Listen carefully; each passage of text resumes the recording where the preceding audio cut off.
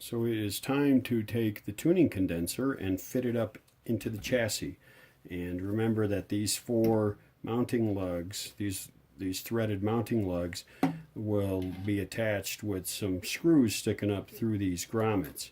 Now these grommets are pretty thick, so I'll probably have to compress them a bit to make the screws work, but that's okay. And we have 3 wires that attach to 3 locations on the band switch, if you remember that. And then of course the 3 ground straps that attach on the floor of the chassis right here. And get that capacitor out of the way. That's going to become a problem when I solder that.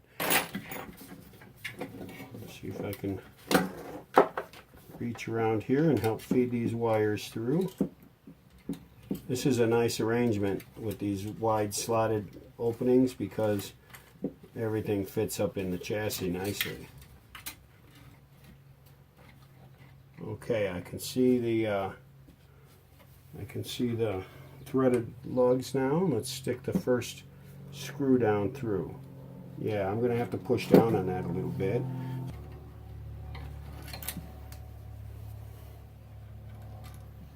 I don't want to do damage after all this work with these wires poking something they shouldn't be poking.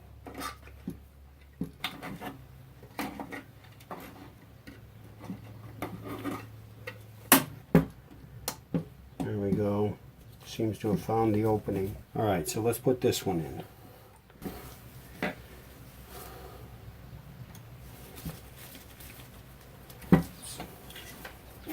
Alright, then we put a screw in here.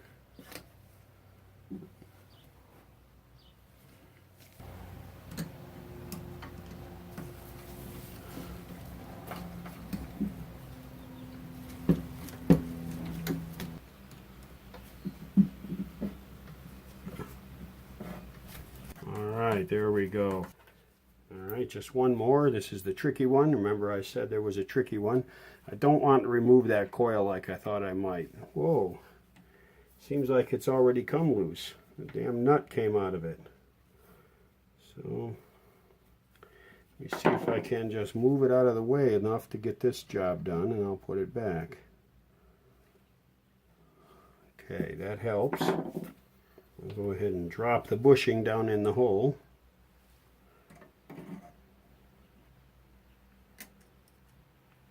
See that? See how that fits? So as you can see, I've moved this coil out of the way. The screw had come off the other side anyway, so I moved it out of the way. And then I dropped the bushing down in the hole there so that I can go ahead and put the screw in without a lot of fuss.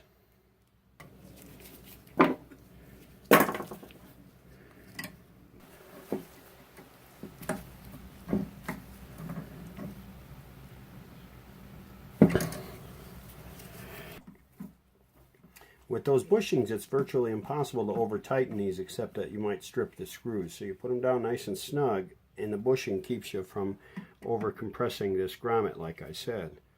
Okay, so I had started all of them. Now these are the last 2. I'm tightening them up. And there we go. If I don't break the radio in the process. Now I'll go ahead and put this coil back. Very easy. Very easy. A little bit of pliers would be good. Whoever designed this, I hope they got out of the radio business after doing this one. Because these coils are already fragile, and then to mount them so that you have to stick something down through this hole is stupid. Alright, let me find a nut for that. I'll go ahead and tighten it down, and I'll show you the condenser from the other side. Go ahead and tighten that up. 1/4 inch nut.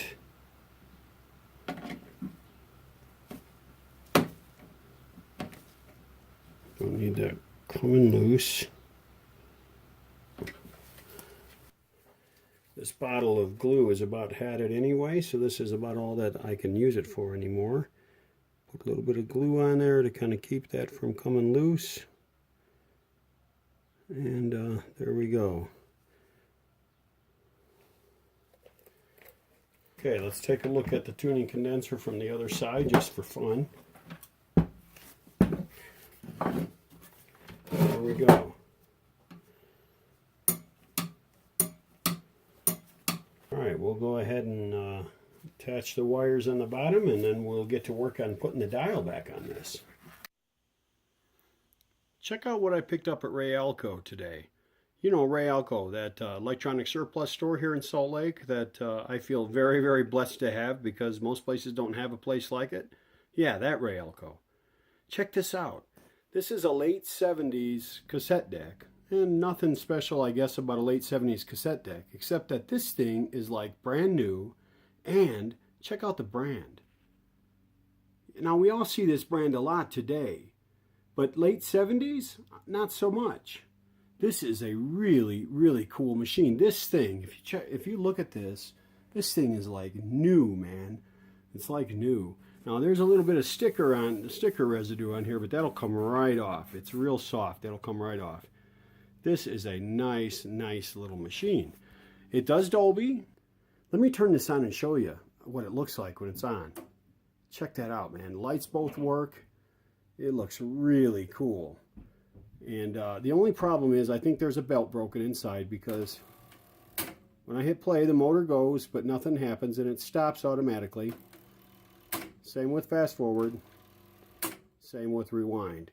But beyond that, this thing is really nice. I looked inside. Now it has a clunky door, but that's okay. I looked inside, and the tape head actually looks really good. So does the capstan roller and capstan. All looks good and pretty clean, like it hasn't been used much. So it should be a pretty cool machine. And I just noticed that the light on the inside even works. That's pretty cool, man.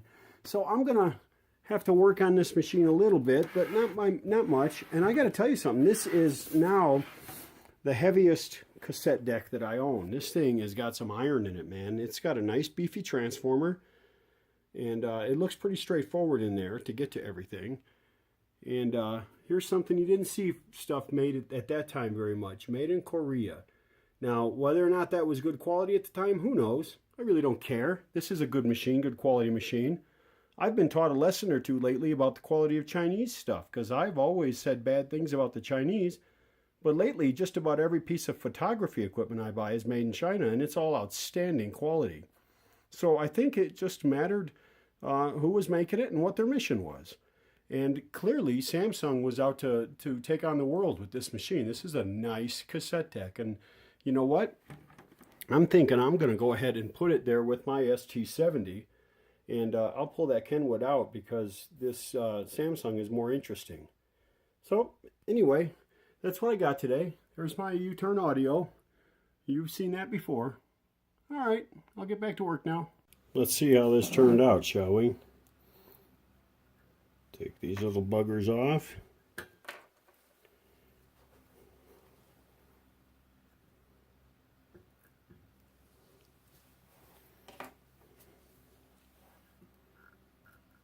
Actually, it works. It's going to work pretty well.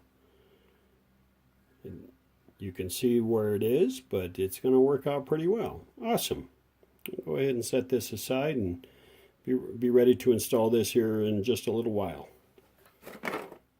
By the way, I picked up all of these at Harbor Freight. They were having a tent sale one day, and I was driving by, and I thought, well, I guess I could drop a buck here or a buck there. Let's see what they have. And this is 3 packages worth, and I paid $1 a package. So this is about $3 for all these.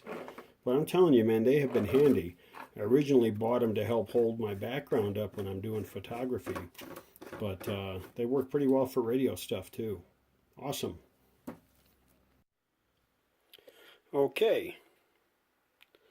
Alright, I have that tuning condenser all mounted in there. Have those 3 wires attached. And basically, I think I'm about ready to do an initial power-up just to see if I can get anything out of this at all. I usually will do a raw power-up before I make any adjustments or put, the dial on or anything like that, just to see if I'm getting RF. So I'm going to go ahead and do that. Let's see what we get. I almost forgot these 2 grid connections. They come off of the top of the tuning condenser. And they go through these 2 cans, and they come out here and go to the grid caps on the 2 tubes that sit here. Okay, we're going to give this a try. As I mentioned, I'm going to do it without the rectifier. I don't need high voltage. If I don't see any spikes in current without high voltage, well then, and I see a couple of filaments lit up, then I'll be okay. I'll go ahead and put the rectifier in and give it a shot. So first things first, let's turn on the variac. All right, we put on some old man specs.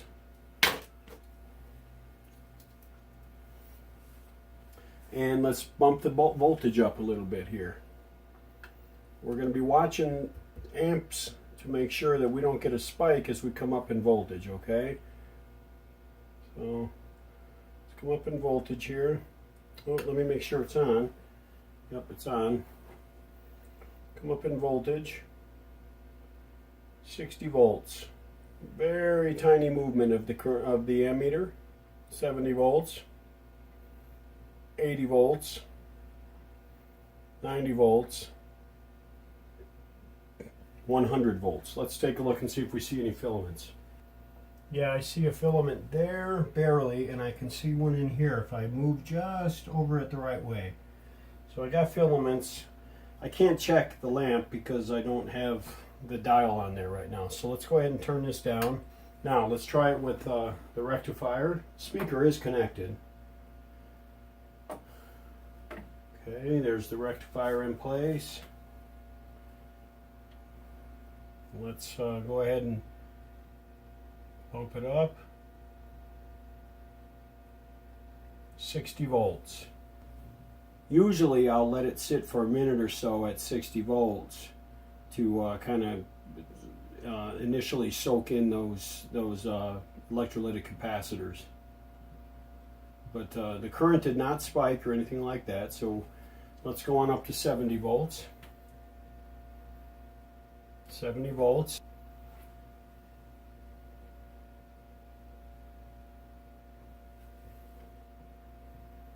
$80 volts.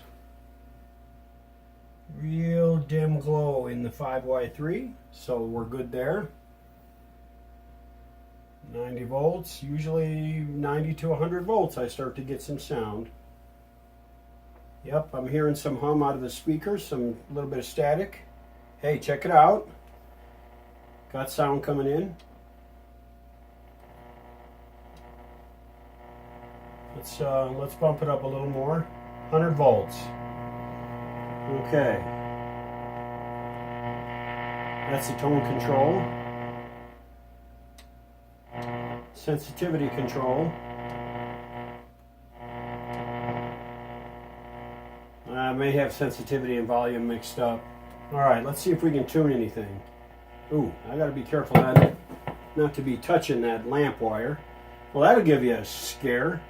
Mess around with a radio and you see sparks, that's never a good thing. Alright, let's try this.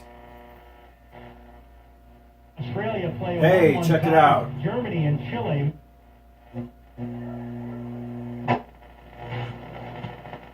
For your baby by age 2. For more reasons to vaccinate, go to cdc.gov. There's volume right there. Or call sensitivity there. A message from the Centers for Disease Control and Prevention.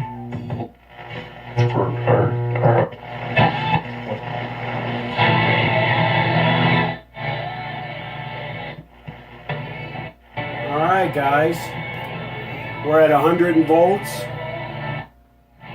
We're at 100 volts. No antenna connected beyond the little short wire that's sticking out the back of the radio. I haven't aligned it, nothing. And I'm getting some decent sound. Pump your SOS music.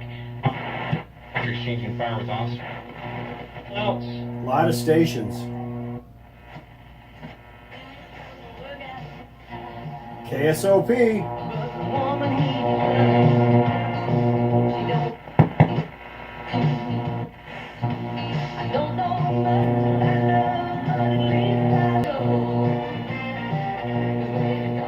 Seems like I can use a ground on this thing. Yeah. That's okay. We'll square all that away. Alright guys, so that's really all I need to see right now. I know the fundamentals are good. I'll go ahead and put the dial on. I'll get ready to do an alignment. I think we're in good shape on this radio.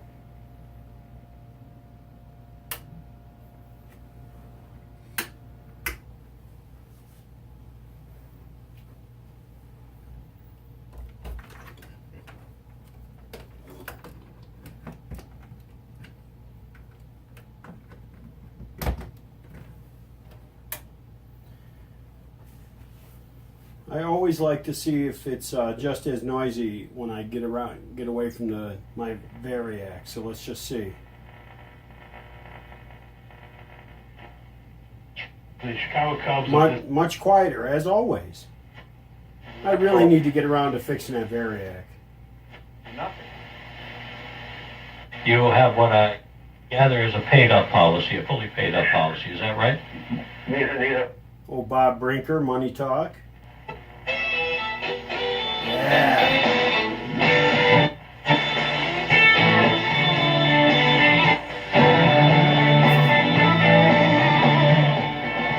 Okay, let me show you the tone control. Bass. Treble. Bluebirds flying 100 miles of Texas highway, all the way from Katy Oh yeah. downtown San Oh yeah. We're going to need some marginal Republican votes to get over the top. All right, guys. There we go.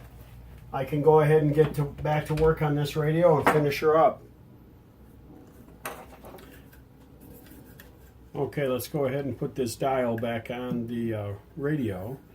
First thing I need to do is to get this screw that holds the top section against this bracket off of there. I always store it on the part if I can. And then, of course, these two set screws will mount onto this brass shaft. So, okay, it's real simple. Really nice arrangement.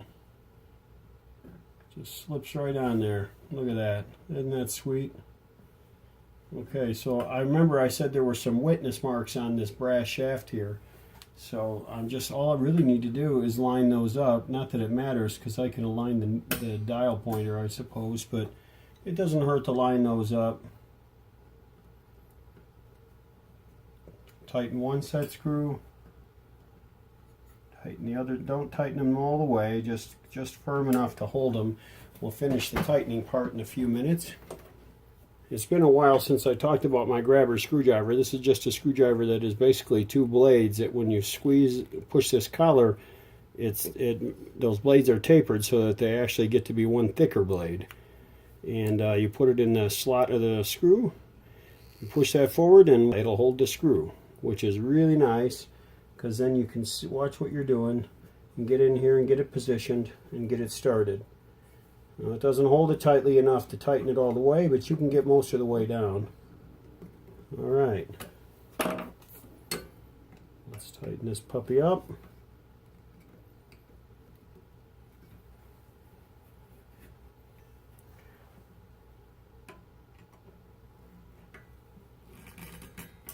Tighten these down.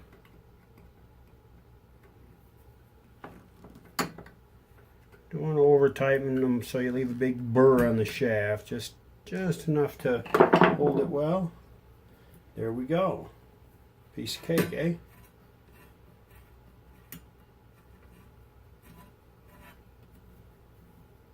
Okay, so I've got the gang all the way closed. Remember, I stored this in this cool eyeglass case. So, and just like I wanted, and nothing happened to it. I usually don't paint these. I usually like the off-white color that they have. You go painting them and you make them look all shiny, they look new, and they look fake. So I'm going to go ahead and just put that on the way it is.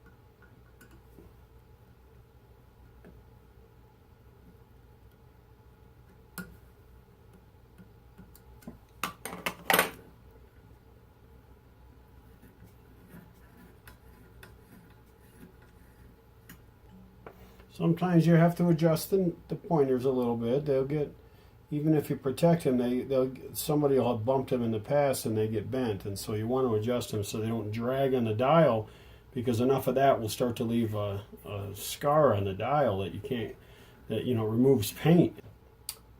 Let's see, what else is there? Basically, there's alignment. That's about all there is alignment, and then clean up the cabinet, put this puppy back together. So this does not have a big fancy dial I need to worry about. Now and then of course I'll dig out those nice wooden knobs. I forgot to show those to you. I've got them put away in a box outside where the radio was being stored, and I keep forgetting to go out and get them. So I'll do that. But for right now, I'm going to go ahead and align the radio. The schematic, not only is the schematic hard to read and a good schematic hard to find, but I have no alignment instructions. So basically I'm just going to follow the instructions, the basic general instructions that you get with most radios, and that's to do the IFs first. Then I'll do the oscillator and the antenna coils, and I'll probably call it good at that point. So it looks like we've got some trimmers marked here: broadcast, band 2 and band 3. So these are probably the oscillators for those bands. That's a good thing. There are some other trimmer condensers up underneath, but I'll check it out, some instructions maybe for another radio as a way to go, because I don't want to count on memory. I'll just maybe look at instructions for a Silvertone that I did recently that was a similar radio.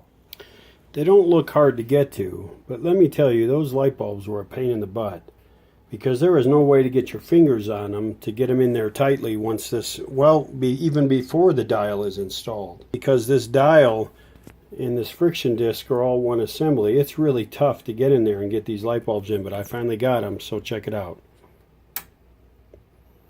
Okay. And check out the light they produce.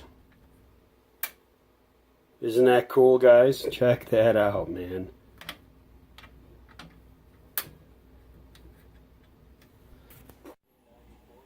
I just finished an alignment on this thing, and it's playing pretty well. So I'm getting ready to put it back in the cabinet.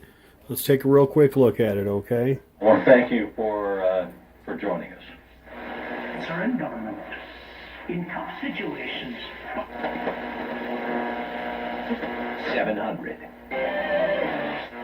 My basement has a lot of noise. Seguranza y certificado. Con estos servicios, instalación de aires acondicionados, de calentones. Okay, guys, there you go. It's playing really well. I'm going to go ahead and put it back in the cabinet. Before I do that, I'll touch the cabinet with some Howard's Restore. I showed that to you in a Westinghouse video I did very recently, so I'm not going to repeat that. I'm just going to go ahead and get that done. I'll show you this radio when it's all done.